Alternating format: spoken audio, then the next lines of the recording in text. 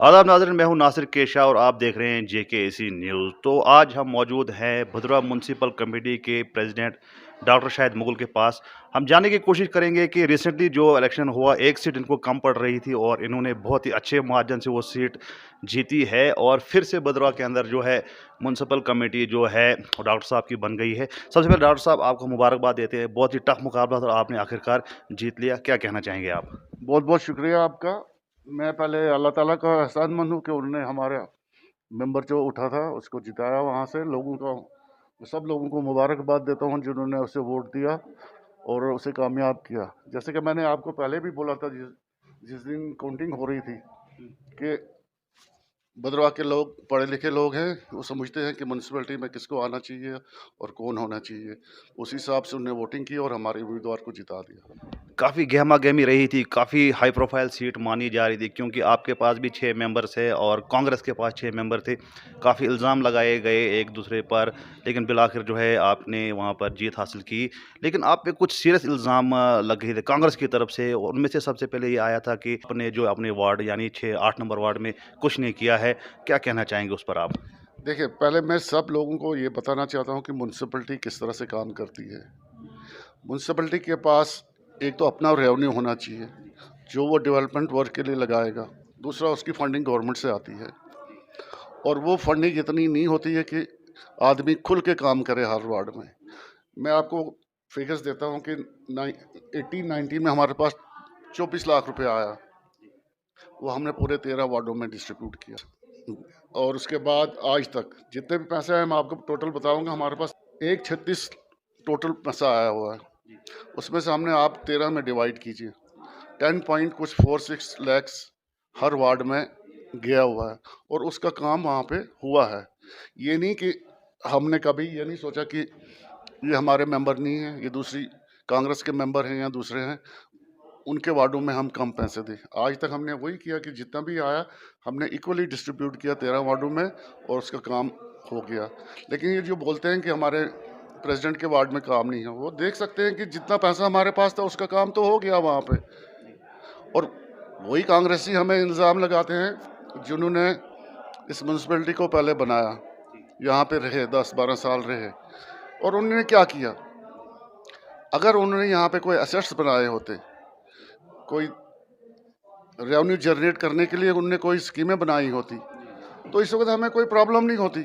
हमारे पास अपना पैसा होता हो जो हम हर वार्ड में लगाते, डेवलपमेंट कामों में लगाते।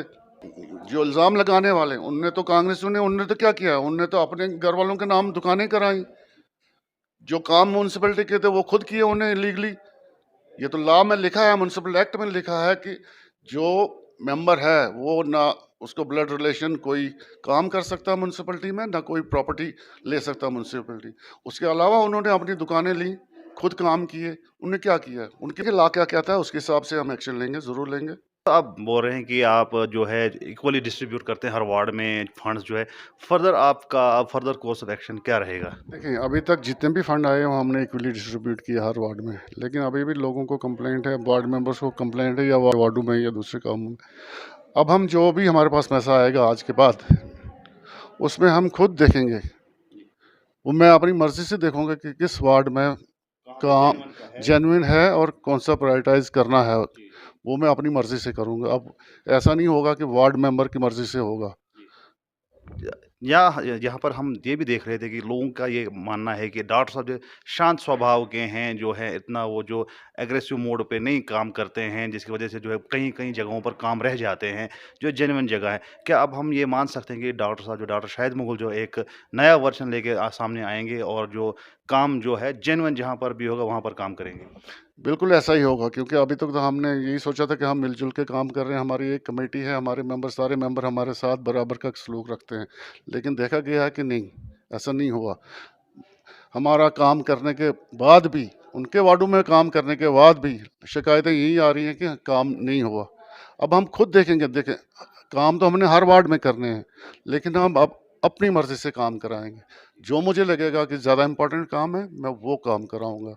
उसी तरह से हम सब वार्डों में काम करेंगे, लेकिन जो हमारे मेंबर नहीं हैं उनके वार्डों में भी काम होगा, लेकिन वो हमारी मर्ज़ी से होगा, मेरी मर्ज़ी से होगा। मैं जहाँ पे देखूँगा कि ज़्यादा ज़रूरी है वही काम होगा। जब पहले यहाँ पर म्युनिसिपल कमेटी थी, कांग्रेस की थी और कांग्रेस की सरकार मरकज़ में भी थी। काफ़ी करोड़ों हम सुनते थे कि करोड़ों रुपए आते हैं, करोड़ों फंड्स आते हैं तो भद्रवाह के टाउन के लिए ऐसा-ऐसा आता है। लेकिन आज की डेट में कितना पैसा आता है और कितना आप ग्राउंड पे जो यहाँ पर लग रहा है? देखिए, पहले जब कांग्रेस की म्युनिसिपैलिटी थी उस वक़्त आज़ाद साहब सेंटर में थे। आज़ाद साहब ने काफ़ी पैसा भेजा यहाँ, उससे काफ़ी डेवलपमेंट हुई यहाँ पे। लेकिन ज़मीनी सतह पे कितनी डेवलपमेंट हुई आप लोगों को पता है। क्योंकि जब ठेकेदार ही वही थे, काम ही उन्होंने किया तो उनने क लगाना क्या था? उनने तो सारा पैसा खराब कर दिया। तो हमें आप बताइए सर, आपने जब आप 2018 से पहले जब आपका एक इंटरव्यू हमने देखा था जिसमें आपने कहा था कि जब हम म्युनिसिपैलिटी में आएँगे, हमारी जो है सीटें आएँगी, हम म्युनिसिपैलिटी हमारी बनेगी तो हम टाउन को एक्सपेंड करेंगे। लेकिन आज 2 ढाई साल गुज़र जाने के बाद भी हम देख रहे हैं कि टाउन अभी तक एक्सपेंड नहीं हुआ। क्या वजूहात रहीं? देखिए, पहले जब जिस हमने तो यही चाहा था कि टाउन को एक्सपेंड करेंगे हम और यूँ ही हमने म्युनिसिपैलिटी का चार्ज लिया था, हमने तब भी फर्स्ट प्रेफ़रेंस इसी को दिया था कि हमने गवर्नमेंट को लिखा कि हमारा ये जो टाउन है सरतंगा से लेके दुमेल तक होना चाहिए। उसके बाद उधर से कोई कम्युनिकेशन आई नहीं और बाद में पता चला कि यहाँ हमारे एक डीसी साहब लोकल थे, जिन्होंने इस मसले को थोड़ा-सा ख़राब किया। तो उसके बाद उसके उसके ऊपर कोई एक्शन हो नहीं सका। अब हमने दोबारा इस साल हर मीटिंग में हम रेज़ोल्यूशन पास करते हैं और वो भेज देते हैं कि इसको एक्सटेंड किया जाए। तो क्या उम्मीदें लगाई जा सकती है? क्या टाउन एक्सपेंड होगा कि एज़ इट इज़ जो है अभी आपके पास 3 साल हैं? क्योंकि ये भी सभी लोग बखूबी इस बात से वाकिफ़ है कि डॉक्टर शाहिद मुग़ल जो है उसकी अप्रोच बहुत ऊपर तक है। इवन कि जो मरकज़ में मंत्री हैं, पीएमओ ऑफ़िस में मंत्री हैं, वहाँ तक डॉक्टर साहब की अप्रोच है। तो क्या डॉक्टर साहब आने वाले वक़्त में ज़ोर लगाकर जो है टाउन को एक्सपेंड करने की कोशिश करेंगे? देखिए, मेरी हमेशा यही कोशिश रही है कि मैं मेरे से जो भी काम हो सके मैं करूँ और इस काम के लिए तो मैं पूरा ज़ोर लगा दूँगा। अब गवर्नमेंट की कुछ मजबूरियाँ होती हैं, कुछ नॉर्म्स होते हैं, अगर वो हम फुलफ़िल कर सकते हैं, तो हो सकता है ये इंशाअल्लाह हो जाएगा। तो सर दूसरा यहाँ पर जो टाउन में इशू आ रहा है, पार्किंग का काफ़ी इशू है। आपने भी 2-4 महीने पहले एक प्रेस कॉन्फ्रेंस दी थी कि जिसमें कि आपने कहा था कि एक 3 टायर या 2 टायर सिस्टम की पार्किंग जो हम भदरवा में बनाने जा रहे हैं, तो उसका क्या हुआ सर? देखिए, पार्किंग के लिए तो हमें पैसा आया हुआ है, लेकिन बदकिस्मती से भदरवा टाउन में कहीं जगह नहीं है इसके लिए। उसके लिए हमने तहसीलदार साहब से एडीसी से मिलके ने 2-3 जगह आइडेंटिफ़ाई कराई थी। एक कराई थी हमने फॉरेस्ट डिपार्टमेंट की जगह है, वहाँ पे कुछ भी नहीं है उनका। अगर वो हमें वो जगह देते एक्सचेंज में, हम उनको बस स्टैंड पे जगह देते उसकी जगह। और दूसरी जगह हमने उनको कहा था कि ये जो बस स्टैंड है यहाँ पे एक जगह है, पासरी बस स्टैंड के पास भी अगर उसको एक्वायर किया जाए, तो वहाँ भी एक हम छोटी-सी पार्किंग बना सकते हैं। और तीसरी जगह है हमने आइडेंटिफ़ाई की है जहाँ ये कोर्ट था।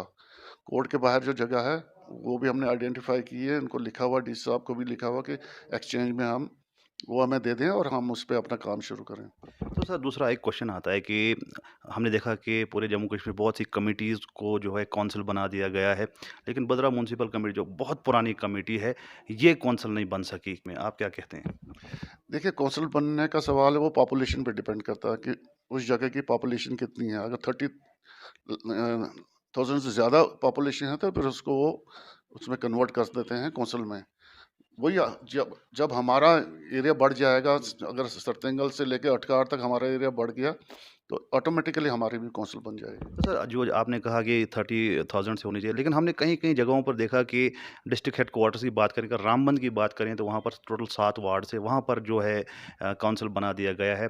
लेकिन भदरवा को इग्नोर कर दिया गया। काफ़ी लोग आप पर जो है कहीं न कहीं ये इल्ज़ाम लगाते हैं कि डॉक्टर साहब जो हैं वो इंटरेस्टेड नहीं हैं। आप क्या कहेंगे इस बारे में? देखिए ये गलत इल्ज़ाम है। अगर भदरवा में तरक्की होगी, भदरवा में कुछ अच्छा होगा, तो मैं सबसे पहले मैं ही आदमी होऊँगा जो खुश होगा। तो इस बारे में ये कहना कि इंटरेस्ट नहीं ले रहे हैं, ये बिल्कुल गलत बात है। डिस्ट्रिक्ट लेवल पे तो उनने बनानी थी, क्योंकि उनके नॉर्म वैसे थे कि उन वहाँ पे बन गई। जब हमारे नॉर्म आ जाएँगे, पूरे भदरवा को फिट करेंगे, तो यहाँ भी इंशाल्लाह बन जाएगी। चलिए, दूसरा सवाल आता है ये कि सर हमने देखा कि मिनी सेक्रेटेरिएट का यहाँ पर काम शुरू हुआ था 2017 में, लेकिन आज भी वो ज्यों का त्यों है और जो हमारा जो एडीसी यहाँ पर हम बैठते हैं, तहसीलदार साहब बैठते हैं और भी जो काफ़ी ऑफ़िसेज़ हैं, वो यहाँ पर एक बस स्टैंड की जो बिल्डिंग थी, छोटी-सी बिल्डिंग, वहाँ पर इतने ऑफ़िस शिफ्ट कर दिए गए, जिससे टाउन में काफ़ी कारोबार जो है रुक गया है, काफ़ी जो शॉपकीपर्स हैं, उनकी दुकानें बंद हो गई हैं। वो मिनी सेक्रेटेरिएट का काम अभी तक शुरू क्यों नहीं हो रहा है? देखिए, उसमें काम जो भी काम शुरू करना हो उसके लिए फंड्स की ज़रूरत होनी पड़ती है। अभी इसमें उन्होंने पहले थोड़ा बहुत पैसा दिया था जिससे थोड़ा-सा काम शुरू हो गया था, लेकिन बदकिस्मती से कोरोना की वजह से और जो हमारे हालात यहाँ यूटी बन गई, फिर उसके बाद कोरोना आया, उसकी वजह से थोड़ा-सा डिले हो गया। इंशाल्लाह वो काम भी शुरू होगा और उसके लिए भी फंडिंग शुरू हो जाएगी तो इंशाल्लाह मुकम्मल हो जाएगा। दूसरा सर सवाल आता है कि आपकी जो कमेटी बनी है, ये भी इल्ज़ाम लगता है आपकी कमेटी पर कि आपने जी बीजेपी और ख़ास तौर से कांग्रेस यहाँ की आप पे इल्ज़ाम लगाती है कि आपने बीजेपी के साथ हाथ मिलाया है। क्या कहना चाहेंगे आप? देखिए, मैं बीजेपी के साथ हाथ मिलाऊँ या कांग्रेस के साथ हाथ मिलाऊँ, मेरा मकसद एक था कि भद्रवाह की डेवलपमेंट हो। किसी के साथ भी मेरा तो जब आपने पहले इंटरव्यू लिया था मेरा लास्ट जब हमने जीता था, हमने आपको कहा था कि मैं चाहता हूँ कि सारे लोग मिलके कमेटी बनाएँ। उसमें कांग्रेस भी हो, बीजेपी भी हो और हमारी पार्टी भी हो। लेकिन आपने खुद देखा कि हमने 1 हफ्ते डिले किया इसको कमेटी को तश्कील देने में और कांग्रेस वाले ने हमारे साथ हाथ नहीं मिलाया। तो अब वो इल्ज़ाम किस चीज़ का लगाते हैं? कमेटी तो बननी थी। अगर इसमें बीजेपी है या हमारी डेवलपमेंट फ्रंट है तो उसमें कौन-सा प्रॉब्लम हो रही है किसी को? कमेटी सबकी है, कमेटी भद्रवाह वालों की है। इसमें कोई बीजेपी, कांग्रेस, कोई एनसी, पीडीपी नहीं है, ये भद्रवाह की कमेटी है। तो आप ये समझते हैं कि आपकी इमेज को ख़राब करने के लिए ये इल्ज़ाम लगाया जाता है क्योंकि आपकी पर्टिकुलर एक कम्युनिटी में जो है आपका नाम उछाला जाए कि देखो जी डॉक्टर साहब ने जो है हाथ बीजेपी के साथ मिलाया। बिल्कुल कर रहे हैं। देखिए बीजेपी अछूत पार्टी नहीं है। कांग्रेस ने कौन-सा अच्छा काम किया है, जो वो कहते हैं कि बीजेपी गलत है। मैं तो भद्रवाह की डेवलपमेंट के लिए, भद्रवाह के लोगों की खुशी के लिए, भद्रवाह की तरक्की के लिए किसी भी की पार्टी के साथ हाथ मिला सकता हूँ। मुझे अपना इंटरेस्ट नहीं है। मुझे भद्रवाह का देखना है, लोगों का देखना है, यहाँ का कारोबार देखना कैसे बढ़ेगा, यहाँ की बिज़नेस कैसे बढ़ेगी, यहाँ का टूरिज़्म कैसे बढ़ेगा। मैंने वो सोचना है, मैंने नहीं सोचना है कि बीजेपी हो या कांग्रेस हो या कोई हो।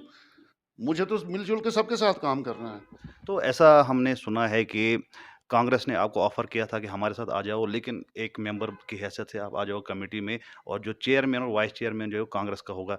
आप क्या समझते हैं इसके पीछे क्या मकसद था उनका? देखिए, उनका मकसद कुछ नहीं, वो पावर ग्रैब करना चाहते थे, वो अपने वही धंधा पीछे वाला स्टार्ट करना चाहते थे, जैसे उन्होंने अपनी दुकानें, अपने टेंडर, अपने ये काम शुरू किए थे, वो चाहते थे वही फिर से वही हो। कांग्रेस की रिसेंटली हमने देखी जहाँ मतलब ईस्ट की बात हो, वेस्ट की बात हो या म्युनिसिपैलिटी की कांग्रेस बड़े-बड़े दावे कर रही थी, लेकिन म्युनिसिपैलिटी के अंदर उनको 39 वोट्स मिले हैं और आपके कैंडिडेट को 90 या 96 वोट्स मिले हैं। आप समझते हैं कि कांग्रेस जो है लोग उसको नकार रहे हैं यहाँ पर? बिल्कुल नकार रहे हैं। आपने खुद ही देखा होगा कि इस इलेक्शन में भी क्या हुआ और बाकी डीडीसी इलेक्शन में भी क्या हुआ, आपके सामने सारा कुछ है।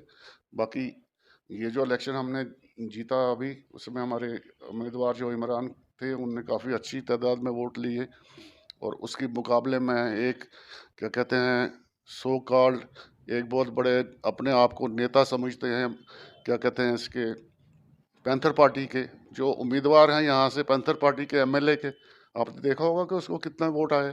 तो सर आप हमें बताइए कि हमने देखा कि शेरी बाज़ार के अंदर एक काम शुरू हुआ था, पार्क का काम शुरू हो गया था, लेकिन अभी तक 1 साल गुज़र जाने के बाद वहाँ पर क पार्क का काम शुरू नहीं हुआ है। जब हम वहाँ पर अधिकारियों से बात करते हैं तो म्युनिसिपैलिटी कहती है कि ये आरएंडबी के पास है, आरएंडबी कहती है डिस्ट्रिक्ट प्लान में, लेकिन जो है लोग वहाँ पर काफ़ी सफ़र कर रहे हैं, शेरी बाज़ार की मैं बात कर रहा हूँ। तो अभी तक आप हमें बताइए कि वो पार्क एक छोटा-सा पार्क टाउन में नहीं बन रहा है, तो लोग क्या उम्मीदें लगा सकते हैं कि बड़े-बड़े जो मेगा प्रोजेक्ट्स यहाँ पर बन सकते हैं?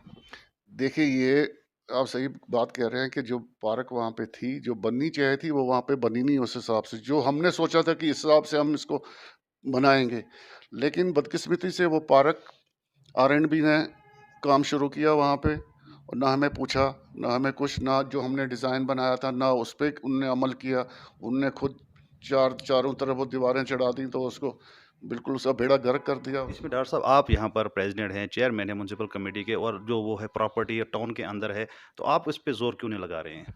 देखिए प्रॉपर्टी टाउन में जो है वो म्युनिसिपैलिटी की होती है, लेकिन उसमें जो पहले थी, पहले वो आरएंडबी के अंडर थी। अगर वो हमको हैंडओवर कर देते वो, तो हम अपनी मर्ज़ी से उसमें उसी तरीके से जो हमने प्लानिंग की थी हम उसको बनाते। लेकिन ना उन्होंने हमें हैंडओवर किया, ना कुछ किया, आपने खुद मर्ज़ी से काम शुरू किया और तबाही कर दी सारे उसकी। तो दूसरी बात आती है डॉक्टर साहब, हमने देखा कि बीडीए की तरफ से जो टोर में काफ़ी इंटरफेरेंस हो रही है। हमने देखा कि यहाँ के शॉपकीपर जो लोकल शॉपकीपर उनको बीडीए वाले जा रहे हैं, कोई टैक्स उनसे वसूले जा रहे हैं। और हमने देखा रिसेंटली जो काफ़ी लोगों को चालान किया गया है और लोग काफ़ी परेशान है, खासतौर दुकानदार काफ़ी परेशान है। आप क्या समझते हैं कि बीडीए का दखल होना चाहिए म्यूनसिपैलिटी के अंदर और किस कैपेसिटी में लोगों को तंग कर रहे हैं यहाँ पर? देखिए, मैं सही कर ये कर देना चाहता हूँ कि कोई दखल नहीं है यहाँ टाउन में। टाउन में जो भी होगा वो म्युनिसिपैलिटी की मर्ज़ी से होगा। जो यहाँ पे ये जो कंस्ट्रक्शन हो रही है, जो उनके वो नक्शे पास कर रहे हैं, वो सारा म्युनिसिपैलिटी कमेटी ने करना है। कोई बीडीए में उसका कोई दखल नहीं है, ना हम उनको उसमें दखल देंगे। और उसके अलावा जो भी टैक्स वैक्स है, वो जो म्युनिसिपैलिटी काम है, वो म्युनिसिपैलिटी करेगी। तो आप ये समझते हैं कि बीडीए को यहाँ पर कोई इंटरफेयर करने की वो अनुमति नहीं है और उनको लोगों को यहाँ दुकानदारों को यहाँ पर नहीं परेशान करना चाहिए? बिल्कुल नहीं, जो म्युनिसिपैलिटी एक्ट है, वो म्युनिसिपैलिटी एक्ट के तहत हमने काम करना है। होते हैं कि हमारे सिटी में आके हमारी म्युनिसिपैलिटी आके इंटरफेयर करे। तो डॉक्टर साहब मैं आपसे सवाल करना चाहूँगा कि चलिए जो पीछे हुआ सो अभी आपके पास 3 साल हैं आप और बिल्कुल आप 3 साल के लिए परमानेंट अब यहाँ पर चेयरमैन बन चुके हैं। फ्यूचर प्लानिंग क्या है भद्रवाह को लेकर आपके पास? देखिए, हमारा तो जो हमारे अपने तक है, मेरे तक है, म्युनिसिपैलिटी की तक है। मैं चाहता हूँ कि यहाँ पे एक एसटीपी प्लांट लगे, क्योंकि आपने देखा होगा कि ड्रेनेज जो भी ड्रेनेज है सिटी के, वो सारे दरियाओं में जाती है। बिल्कुल हमारे दरियाओं को गंदा कर दिया है साहब ने। वो भी हमने एक मुद्दा रखा है, हमने लिखा है ऊपर कि यहाँ पे उसकी बहुत सख्त ज़रूरत है। उसके लिए हमने पहले यूईडी डिपार्टमेंट था, उनको भी बोला था कि डीपीआर बना के तो सबमिट करें। दूसरा है, यहाँ पे सर्दियों में आपने देखा है कि यहाँ पे बिजली जाती है, बर्फ़ जूं ही पड़ती है तो बिजली महीने-महीने के लिए जाती है। उसके बारे में भी मैंने लास्ट टाइम हमारी वीसी हुई थी से लेफ्टिनेंट गवर्नर के साथ, हमने उसमें उनको बता दिया था कि हमारे पास हमारी ये ज़रूरत है इस वक़्त, क्योंकि हमें सैंक्शन हुई थी लास्ट टाइम भी 8-10 साल पहले, लेकिन वो यहाँ से डिवीज़न शिफ्ट करके तो दूसरी जगह ले गए थे। उसकी पता नहीं क्या वजह थी, पॉलिटिकली मोटिवेटेड था सारा वो यहाँ पे बना नहीं। अब हमने दोबारा रिक्वेस्ट की है उनको कि डोडा खलैनी से ये भद्रवाह तक एक टावर लाइन लगी जाए, जिससे यहाँ पे 24 आवर बिजली आए। तो इसके अलावा हमने देखा सर यहाँ पर जो टाउन के अंदर जो प्राइवेट जो इलेक्ट्रिसिटी हो रही है और जिससे जो गरीब तबके के लोग हैं वो काफ़ी परेशान है क्योंकि जो यूनिट्स रेट जो है यहाँ पर जो बीपीएल कैटेगरी के मैक्सिमम लोग हैं भद्रवाह के अंदर उनका ये मानना है कि जो अगर प्राइवेट आप लगाते भी हैं लेकिन जो यूनिट्स हैं उनका रेट कम होना चाहिए क्योंकि अगर ऐसा देखा जाए तो 2000 2,500 3,000 तक का किराया आ सकता है भद्रवाह के अंदर। तो आप इस बारे में कोई मुद्दा जो है यहाँ के गरीबों का उठाने वाले हैं? ज़रूर उठाएँगे, हम ज़रूर लिखेंगे ऊपर, हम बात करेंगे इसके बारे में भी। तो इसके अलावा सर हमने देखा पानी का जहाँ तक हमने देखा क्योंकि टाउन में जो है इस बार जो सुनने में आया कि 2700 कुछ रुपए जो है पानी का ईयरली जो है वाटर टैक्सेस देने पड़ रहे हैं, वो भी एक बर्डन पड़ रहा है यहाँ के लोगों पर। तो उसमें जो है काफ़ी लोगों की रिज़ेंटमेंट है कि ये जो है टैक्सेस जो है क्योंकि भद्रवाह में पानी की कोई कमी नहीं है, यहाँ पर उतना जो है कॉस्ट नहीं आती है पीएचई डिपार्टमेंट को। लेकिन उसके बावजूद भी 2700 और अगले साल इससे ज़्यादा बढ़ने वाला होगा। इसमें भी लोगों के एक खदशात हैं, उनमें जो है आप क्या करने वाले हैं या आप कौन से उनके इश्यूज़ उठाने वाले होंगे? हम ज़रूर ये इश्यू भी उठाएँगे, क्योंकि भद्रवाह में तो नेचुरल पानी आता है। पीछे वालों को तो कोई ज़्यादा मेहनत करने की ज़रूरत नहीं है यहाँ पे। तो उस हिसाब से तो यहाँ पे बिल्कुल कम टैक्सेस होने चाहिए थे। उसी तरह फॉरेस्ट डिपार्टमेंट है हमारा यहाँ पे। यहाँ भी हमारी लकड़ी है, जो यहाँ से एक्सपोर्ट करके जाते हैं, ले जाते हैं। लेकिन हमें उसका कोई फ़ायदा नहीं है। उस बारे में भी हम बात करेंगे कि कम से कम यहाँ पे जो जो सेल हो, उसमें भी कोई कमी की जाए, क्योंकि वो भी बहुत ज़्यादा सेल रखी है उन्हें। और फायरवुड क्योंकि आपको पता है सर्दियाँ हैं, फायरवुड की काफ़ी लोगों के पास दिक्कत है और जहाँ तक कि हम देख रहे हैं कि यहाँ पर जो फॉरेस्ट डिपार्टमेंट है उनसे बार-बार अपील की जाती है कि आप 2-4 जगहों पर अपने जो है इंस्टॉल कीजिए अपने जो हैं लकड़ियाँ वहाँ से भेजें ताकि लोग भी वो वहाँ पर खरीद सकें। लेकिन अभी तक ऐसा कुछ नहीं है और आपको खुद पता है कितनी शदीद सर्दी है। आप क्या करने वाले हैं इस बारे में? देखिए, इसके बारे में मैंने हम डीएफओ साहब से भी बात की है और रेंजर साहब से भी बात की है कि उन्होंने माना कि हम 2-3 जगह पे डिपो लगाएँगे जहाँ पे फायरवुड अवेलेबल होगी। आजकल आयुष्मान भारत हमने सुना है, काफ़ी चर्चा हो रही है। उसके बारे में थोड़ा-सा वज़ाहत से बताइए और उसमें लोगों को क्या बेनिफिट हो सकता है? देखिए, मैं आज ही अभी फंक्शन अटेंड करके आया हूँ, जहाँ पे हमारे प्रधानमंत्री नरेंद्र मोदी जी ने ये जेएंडके में लॉन्च की है। ये स्कीम पहले पूरे इंडिया में है, लेकिन जेएंडके में स्पेशल है, क्योंकि जेएंडके के तमाम लोगों को इसमें इंक्लूड किया गया। पहले तो ये था कि गरीब लोग जितने भी थे, कुछ स्लैब था उसमें, वहाँ तक के लोगों को कार्ड बनते थे और वो इंश्योरेंस कवर उनको मिलता था। लेकिन ये फर्स्ट टाइम है कि जे-एंड के पूरे तमाम लोगों के लिए इस स्कीम को लागू किया गया है। उससे यही फ़ायदा है कि जो भी गरीब आदमी है, बिल्कुल मतलब उसको अगर कोई बीमारी हो या कोई सर्जरी हो, कैशलेस सर्जरी होगी, उसको सिर्फ़ उससे जाना है, कार्ड दिखाना है, उसका नाम एंटर होगा, उसकी ट्रीटमेंट होगी और 5 लाख का उसमें साल का 5 लाख 1 साल में 5 लाख तक वो वो कवर मिल सकता है उसे। और इससे काफ़ी गरीबों को भी फ़ायदा है और मैं कहता हूँ कि दूसरे लोगों को भी फ़ायदा है। मैं एज़ ए गवर्नमेंट सर्वेंट 30 साल नौकरी की है, उसके बाद भी मैं अफ़ोर्ड नहीं कर सकता हूँ किसी प्राइवेट अस्पताल में जाने के लिए। अगर मुझे कोई बीमारी हो गई, परेशानी हो गई, मैं तो गवर्नमेंट अस्पताल में ही जाऊँगा। लेकिन अब इस स्कीम से ये फ़ायदा होगा कि मैं अच्छे से अच्छा प्राइवेट अस्पताल भी अवेल कर सकूँगा। तो ये जो बेनिफिट हर किसी को है और भदरवा के जो आपके जो लोग हैं, भदरवा में आपके जो देख रहे हैं वीडियो, उनको आप क्या कहेंगे इस स्कीम के बारे में कि सबने भरना चाहिए? देखिए, ये बहुत इम्पोर्टेंट है कि सब लोगों को पहले समझना चाहिए कि इंश्योरेंस क्या है, इसके क्या फ़ायदे हैं और उसके बाद उनको सबको रजिस्टर कराना चाहिए। जो भी यहाँ का बंदा है, हर एक को रजिस्टर कराना चाहिए इस स्कीम में। तो सर ये रजिस्टर क्या कैसे प्रोसेस क्या है इसका? कहाँ पे रजिस्टर हो सकता है ये? देखिए, पहले तो हॉस्पिटल में होता था, लेकिन अभी उन्होंने वो खिदमत घर बनाए हैं, वहाँ पे आपको जाना है, तो वहाँ पे आपने रजिस्टर कराना है। हम बड़ी चेयर पे रहे हैं, काफ़ी सर्व किया लोगों को, लोग आपकी तारीफ़ करते हैं। यही वजह है कि आप को जहाँ पे जाते हैं आपको अच्छी इज़्ज़त मिलती है, लोग आपको रिकॉग्नाइज़ करते हैं, आपको दुआएँ देते हैं। आप इस फ़ील्ड में कैसे हैं? म्युनिसिपैलिटी में आप आ गए, यहाँ पर आप सर्व करने की कोशिश कर रहे हैं। क्या मुद्दा और मकसद लेकर आप आए थे यहाँ पर? देखिए, मैंने अपनी नौकरी में जैसे कि आप जानते हैं कि मैं तमाम जो नौकरी है जम्मू में की है और थोड़ी बहुत तो यहाँ भदरवा में भी की है।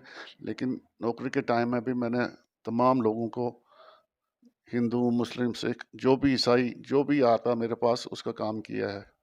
मतलब मेरी ख़्वाहिश थी कि मैं लोगों के काम करूँ, लोगों किसी के काम आऊँ और ये नहीं था कि मुझे ये कुछ बाद में कोई रिवार्ड दे मुझे कुछ, वो नहीं था मेरा मकसद। मेरा काम मकसद था सिर्फ़ कि लोगों की मैं खिदमत करूँ लोगों की। उसी जज़्बे के साथ मैं जब रिटायर हुआ, तो मैंने सोचा कि मैं भद्रवाह में जाऊँगा, भद्रवाह के लोगों की खिदमत करूँगा। अल्लाह ताला ने मौका दिया और मैं खिदमत कर रहा हूँ। थोड़ा-सा हमें बताइए कि एक यहाँ पर और मुद्दा आता है कि आपके जो सफाई कर्मचारी जिनको कोरोना वॉरियर्स आपने भी अवार्ड दिए और का सभी लोगों ने उनको एप्रिशिएट किया। लेकिन उनका मुद्दा रहता है कि वो परमानेंट नहीं हैं, 6500 कुछ 750 पे वो अपनी ज़िंदगी का बसर कर रहे हैं। उनके लिए आपने कोई इकदामात उठाए हैं?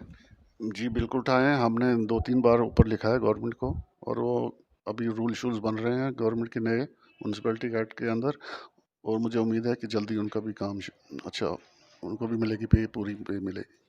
इसके अलावा सर हमने देखा है कि लोगों की काफ़ी खदशात होते हैं, काफ़ी शिकायतें होती हैं। लोग आपसे हो सकता है जो है नहीं आते होंगे, लेकिन क्या आपने कोई उनके लिए ग्रीवेंसेस वगैरह जो उसका कोई इनकाद किया है यहाँ पर? जी, बिल्कुल किया है। देखिए, हमने रिसेंटली एक ग्रीवेंस सेल बनाया है यहाँ पे जहाँ पे तमाम लोग जो जिनको भी कोई प्रॉब्लम होगी म्युनिसिपैलिटी में, बिजली की प्रॉब्लम है, कहीं लाइट नहीं है, कहीं बल्ब फ्यूज़ हो जाता है या कहीं ड्रेनेज चौक हो जाती है या कहीं सफाई का मसला है, उसके लिए हमने एक ग्रीवेंस सेल बनाया है। उसका नंबर मेरे आपको दूँगा, उसका नंबर है 9697117576। ये नंबर्स हमारे यहाँ पे जो रखा गया है ग्रीवेंस सेल में उसका नंबर है, नंबर पे आप कंप्लेंट अपनी दर्ज कराया करेंगे। चलिए बहुत-बहुत शुक्रिया। तो नाज़रीन ये थे डॉक्टर साहब, doctor Shahid Mughal, chairman municipal committee Bhaderwah जिनसे हमने बात की। काफ़ी इल्ज़ाम लग रहे थे, उनको इनने वज़ाहत से किया कि क्या है, क्या नहीं है। बाकी आने वाले वक़्त में देखा जाएगा कि 3 साल अभी इनके पास है, ये कैसा काम करते हैं। इन्होंने काफ़ी अच्छे प्रोजेक्ट्स हमें बताए कि हम ऐसा-ऐसा टाउन में करने वाले, जिनमें से हमारा चाहे हेल्थ हो, हमारी रोड्स हो, हमारी स्ट्रीट लाइट्स हों, हमारी पार्किंग हो या एक्सटेंशन ऑफ टाउन हो, वो भी जो है इन्होंने बोला कि हम कोशिश कर रहे हैं आने वाले वक़्त में जो है भदरवा को एक मॉडल बनाएँगे। तो आप देखेंगे कि 3 साल इनके पास 3 साल में क्या होता है। हम आपको और भी ऐसे-ऐसे वीडियोज़ दिखाते रहेंगे, आप देखते रहिए नासिर के शाह को। अभी आप देख रहे हैं मुझे जेकेसी न्यूज़ पर।